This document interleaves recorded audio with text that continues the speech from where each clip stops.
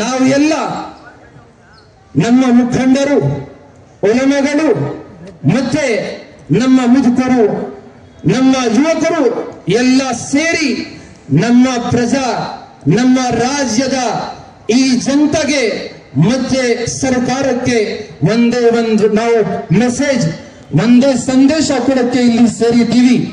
ನಾವು ಯಾವ ತರ ನಮ್ಮ ಮೌಲಾನ ಹೇಳಿದರು, ಯಾವಾಗಲೂ ಬೇರೆ ಧರ್ಮದ ಗುರುಗಳಿಗೆ ಒಂದು ಕೆಟ್ಟ ಶಬ್ದನ ನಾವು ಯೂಸ್ ಮಾಡೋದಿಲ್ಲ. ನಾವು ಯಾರಿಗೆ ಹಾರ್ಟ್ ಮಾಡೋದಿಲ್ಲ. ಯಾಕಂದರೆ ನಮ್ಮ ಧರ್ಮ ನಮ್ಗೆ ಹೇಳುತ್ತೆ, ವಲಾ ತಸುಬ್ಬು ಅಲ್ಲದೀನ ಯದ್ಊನ ಮಿನ್ ದೂನಿಲ್ಲಾಹ್ ಫಯಸುಬ್ಬುಲ್ಲಾಹ ಅದ್ವಂ ಬಿಗೈರಿ ಇಲ್ಮ್.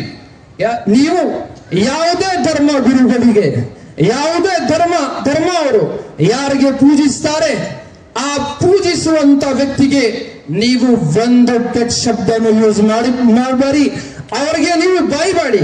ಯಾಕಂದರೆ ಅವರು ಒಂದು ಧರ್ಮಗೆ ಅವರು ಆಸ್ಥೆಯಿಂದ ಪೂಜಿಸ್ತಾರೆ.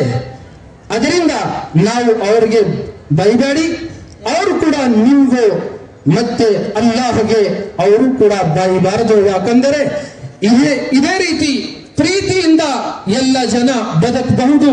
ಇಲ್ಲ ಅಂದ್ರೆ ನಮ್ಮ ಶಾಂತಿ, ನಮ್ಮ ಸಲಾಮತಿ, ನಮ್ಮ ಇರೋದಿಲ್ಲ, ವೈಲೆನ್ಸ್ ಆಗುತ್ತೆ. ಅದಕ್ಕೆ ನಾವು ಮುಸ್ಲಿಮ್ಸ್ ಯಾರಿಗೂ ಈ ತರ ಹೇಳೋದಿಲ್ಲ.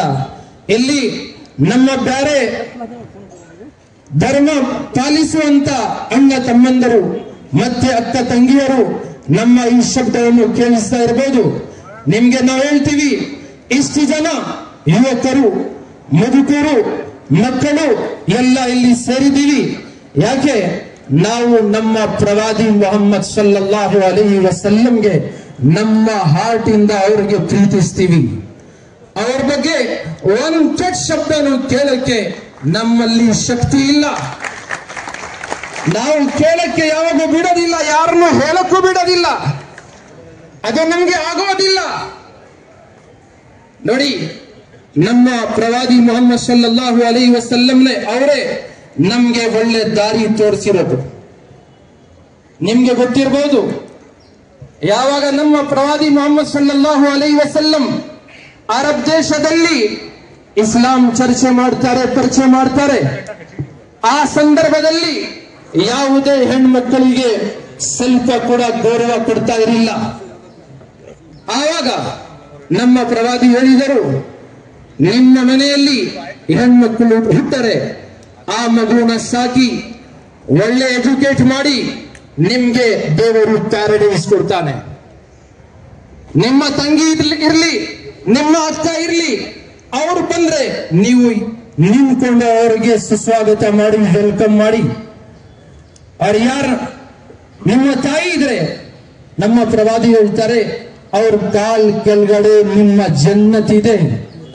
ಈ ಶಬ್ದಗಳು ಹೇಳಿ ನಮ್ಗೆ ಅವರು ದೊಡ್ಡವರಿಗೆ ಯಾವ ತರ ಗೌರವ ಕೊಡಬೇಕು, ಚಿಕ್ಕ ಮಕ್ಕಳಿಗೆ ಯಾವ ತರ ನಾವು ಎಡ್ಯುಕೇಟ್ ಮಾಡಬೇಕು, ನಮ್ಮ ತಂದೆ ತಾಯಿಗೆ ಯಾವ ತರ ಗೌರವ ಕೊಡಬೇಕು, ಇದೇ ತರ ಎಲ್ಲ ಒಳ್ಳೆ ಮಾತುಗಳು ನೀವು ಯಾವಾಗಲೂ ಸತ್ಯನೇ ಪಾಲಿಸಿ, ಯಾವಾಗಲೂ ಸುಳ್ಳು ಹೇಳ್ಬೇಡಿ, ಯಾರಿಗೂ ಮೋಸ ಕೊಡಬೇಡಿ, ಅಮಾನತನ ಯಾವಾಗೂ ನೀವು ಪಾಲಿಸಿ, ಎಲ್ಲ ಒಳ್ಳೆ ಮಾತುಗಳು ಹೇಳಿ ನಮ್ಮನ್ನ ಮುಸಲ್ಮಾನ್ ಮಾಡಿದ್ದಾರೆ, ನಮ್ಮನ್ನ ಒಳ್ಳೆ ಇನ್ಸಾನ್, ಒಳ್ಳೆ ವ್ಯಕ್ತಿ ಮಾಡಿದ್ದಾರೆ. ಈ ರೀತಿ ಇದ್ರೆ ನೀವೇ ಹೇಳಿ, ಯಾರನ್ನ ಆ ಪ್ರವಾದಿಗೆ ಒಂದು ಕೆಟ್ಟ ಮಾತು ಹೇಳಿದ್ರೆ ಈ ಮುಸ್ಲಿಂ ಜನ ಯಾವಾಗನ ಬಿಡ್ತಾರೆ? ವಹಿಸಲಿಯೇ ನಾವು ನಮ್ಮ ರಾಜ್ಯ ಸರ್ಕಾರ ಮತ್ತೆ ನಮ್ಮ ಪೊಲೀಸ್ ಇಲಾಖೆಗೆ ಕೋರೋದು ಒಂದೇ ಒಂದು ಮಾತು, ಈ ತರ ಯಾರನ್ನ ಹೇಳಿದ್ರೆ ಅವರಿಗೆ ಒಂದು ಕಾನೂನು ಪಾಸ್ ಮಾಡಿ, ಯಾರನ್ನ ಇರ್ಲಿ, ಮುಸಲ್ಮಾನ್ ಇರ್ಲಿ, ಸಿಖ್ ಇರ್ಲಿ, ಜೈನ್ ಇರ್ಲಿ, ಬುದ್ಧ ಇರ್ಲಿ, और ಕ್ರಿಶ್ಚಿಯನ್ ಇರ್ಲಿ, ಯಾ ಬೇರೆ ಯಾವುದನ್ನ ಧರ್ಮಕ್ಕೆ ಪಾಲಿಸೋನಿರ್ಲಿ, ಅವರು ಯಾವುದೇ ಧರ್ಮದಲ್ಲಿ ಗುರುಗಳಿಗೆ ಮತ್ತೆ ಧರ್ಮ ಯಾರು ಪೂಜಿಸ್ತಾರೆ ಅವರಿಗೆ ಒಂದು ಕೆಟ್ಟ ಶಬ್ದಗಳನ್ನು ಯೂಸ್ ಮಾಡಬಾರ್ದು. ಆ ತರ ಮಾಡಿದ್ರೆ ಅವರಿಗೆ ಕಾನೂನು ಮಾಡಿ ಅವರಿಗೆ ಜೈಲಾಗಬೇಕು, ಇಲ್ಲ ಏನ್ ಪನಿಷ್ಮೆಂಟ್ ಅವರಿಗೆ ಕೊಡ್ಬೋದು, ಯಾರು ಬೇರೆ ಅವರಿಗೆ ಇದು ಒಂದು ಒಳ್ಳೆ ಮೆಸೇಜ್ ಇರಬೇಕು. ಆ ತರ ಒಂದು ಕಾನೂನು ಇದ್ರೆ ಯಾರು ಈ ತರ ಮಾಡೋದಿಲ್ಲ. ಈ ತರ ನಮ್ಗೂ ಇಲ್ಲಿ ಸೇರೋಕ್ಕೆ ಅವಕಾಶನೂ ಇರೋದಿಲ್ಲ.